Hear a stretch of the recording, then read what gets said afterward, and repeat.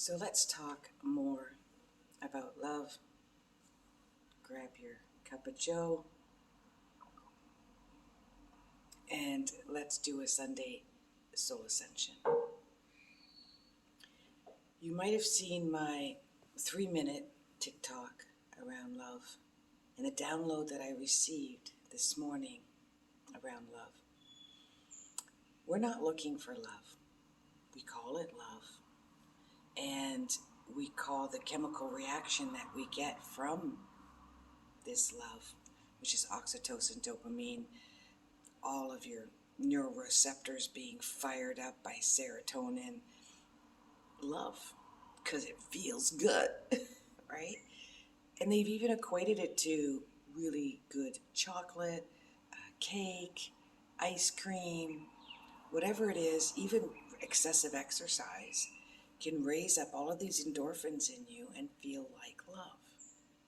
But really what it is, specifically with a human being, is that you have found something within you that either needs to be replaced, fulfilled, or acknowledged. A camaraderie, a companionship, a connection of sorts. Most of the ones that we are missing, and my whole theme this week with my job, my full-time job, is as a master astrologer and a life coach. I've got clients that I coach every week, every month, every few months, and I work with them to manifest.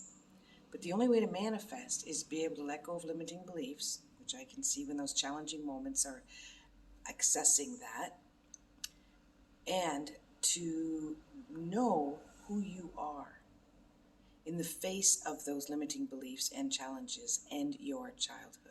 Your childhood is the first portal to discovering who you are. And the gatekeepers to those portals are your parents, okay, or your parental figures. So when we are missing, this is not the best way to navigate yourself into finding someone to love you. And that's the big misconception right there. It's not for someone to love you. I just want someone to love me.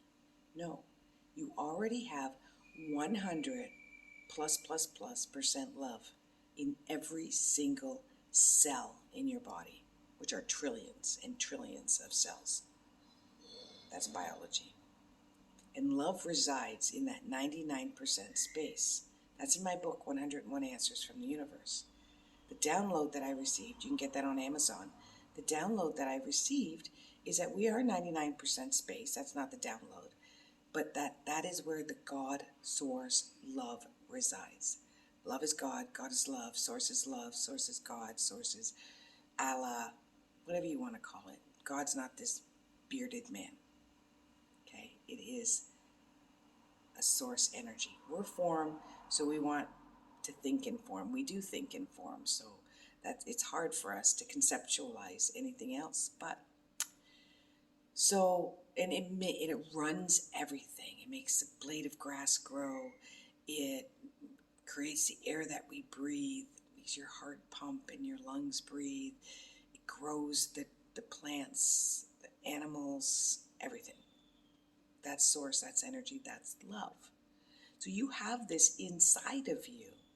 You're born with it. And it's always with you. So what you're looking for is someone to give love to, someone to share your love with. You want to share their love and they will share your love so that you can be an expression of love. You're looking for someone to be an expression of love with. Now, is that expression of love insecurity? Because if it is, then you're looking for security. If you lacked insecurity, which is an expression of love as a child, you will look for security.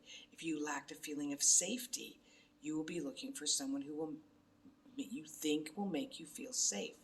If you're lacking trust, you will look for someone that you hope will help you experience love, which is in the guise of trust. If you have abandonment, if you felt lied to, cheated to, scorned, if you felt misunderstood, misrepresented as a child, then you're going to be looking for someone who makes you feel alive, visible, accepted, acknowledged, heard. If you are in a situation as a child where there was abuse, you may look for one of two things. You may look for someone who would never abuse you, which could be the extreme opposite, like they don't have a backbone, they're very soft, extremely, hard for them to make decisions or choices, and that might be a turnoff for you eventually. Or you might be looking for somebody who is just as strong, just as powerful, because there is a subconscious connection to somebody who wants to control you. All right, and that's working through your childhood issue. Now, if you're looking for a friendship, a camaraderie, someone to connect with, somebody's got the same interests that you are, to have fun with, be playful with, that you have the same interests and same communication and conversations with, that you just connect, conversation flows, then that will be something that will bring you and make you feel as if you love them. Now you might say, I have all that, but I don't have this romantic love. I don't feel this chemical attraction to the endorphins and the neural pathways being fired up by serotonin and dopamine and oxytocin and all of these wonderful love drugs that feel good when we start that new job, get that new dress, go on that amazing vacation, fall in love again, buy that new house, get married. This all raised, eat chocolate cake, your favorite ice cream. This all raises those endorphins, those feel-good chemicals that feel like love. And then you might say, well, I have all of this stuff. She checks off all the boxes, but not feeling the chemical reaction. That is a false sense of love. Because when we find the euphoria of real, true, unconditional love, and I'm not there yet, trust me, but I know what it is. Source has shown it to me over and over again. You will fall in love with a blade of grass. You will walk into nature, which a lot of people do, and you will feel that sense of peace and equilibrium and love. It's not too high or too low. It's just even. It's just a sense of peace and contentment. And a feeling of being you, that you can be you at every stage of your life and accepted unconditionally. That's the kind of love that you want to grow into. Now, if in many lifetimes you've aspired to this, then you will be blessed with a lifetime where this will happen to you instantaneously and naturally. And 99% of us don't have that, but the 1% do, which is a high number. And we look at that and go, "That I want that. How come they're blessed and I'm not?" Karmically, they've aspired to that. They've worked towards it. And 99% of the time, you are probably misjudging the whole picture. There's probably a lot more going on behind the scenes than you understand. If you're a hopeless or hopeful romantic, you will fall in love with what looks like love. Look at that couple. Look at that home, that job, that clothing, the outfits, the car, the vacations. That's love. Oh, I wish I had that. No, that ain't it. Sometimes it's inconspicuous. It's unrecognizable. You don't even see the depth of love within two people because they don't need to showcase it. Often people, they like their space. They have commitment issues. They're free birds. That doesn't mean free birds have commitment issues, okay? There's all different roles here. They're freedom orientated. They want to explore life. They want to adventure through life. They don't really want to be tied down to any kind of neediness or control or structure or boundaries. And those people will show you who they are right away. And they'll tell you, I can't do this boundary. I'm not ready. I'm not prepared. This isn't my thing. I'm busy. I've got things to do last minute with my friends. Those are free birds, free-spirited people. And they're looking for someone who gives them that freedom, or they'll lie about it. They'll tell you that they're everything that you want them to be, and then not do that at all because they're free-spirited.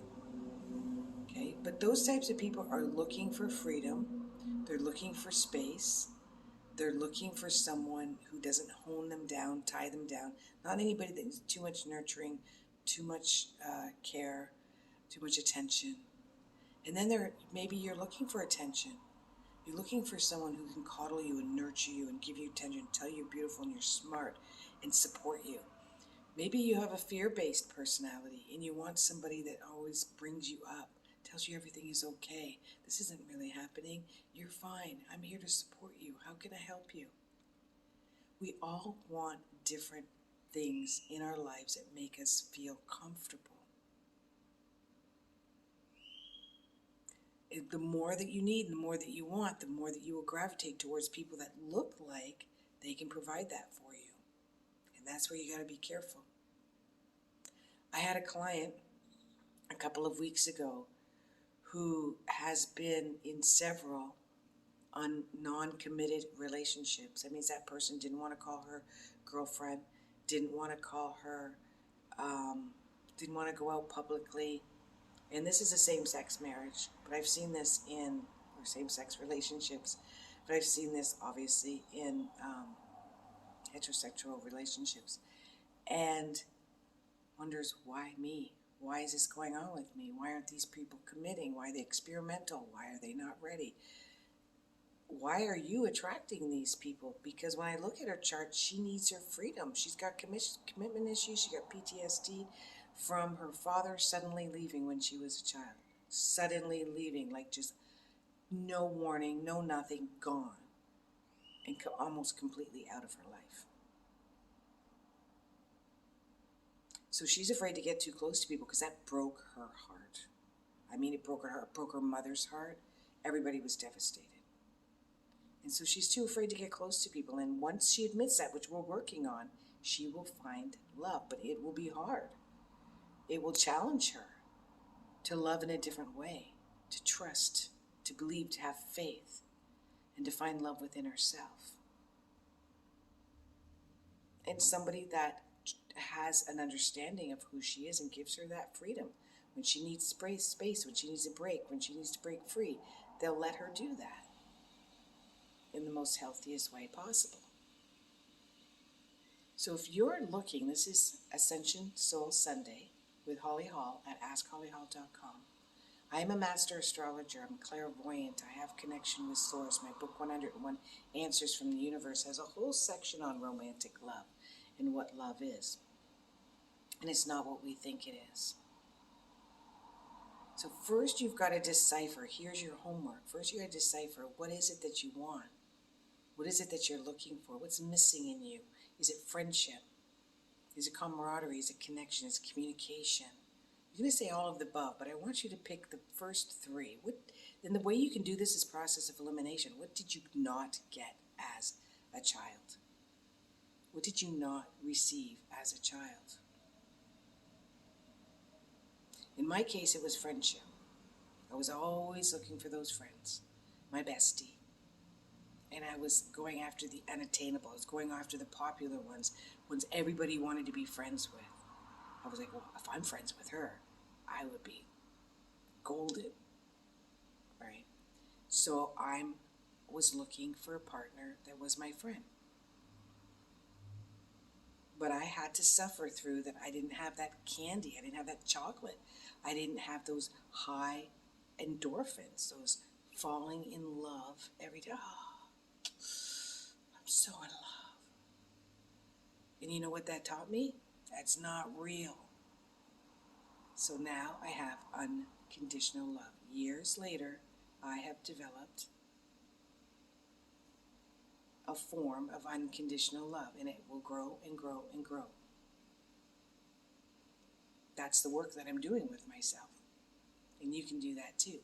So determine what you want, determine what you didn't have, determine what you want, and see if that's getting in your way while you're looking for love. And see if you're a hopeful romantic, where you just look so hard for it that you almost make it up when the first 2 or 3 dates that you're with somebody. Oh, they must care for me. They ask me so many questions about myself. And then I look up the chart and I see that they got Scorpio in their chart, and the Scorpio's like, I have trust issues. I'm going to learn as much about you as I can So I can see if I can trust you. So I'm going to ask you a bunch of questions. But your response is, oh, he must love me, cares so much about everything about me. You got to be careful. You got to be careful. That could be the case, but most likely not. Right? So you got to be careful that you give it time to seed and grow and blossom and flourish. And then you see, now I know that he really cares about me because this has built through the test of time.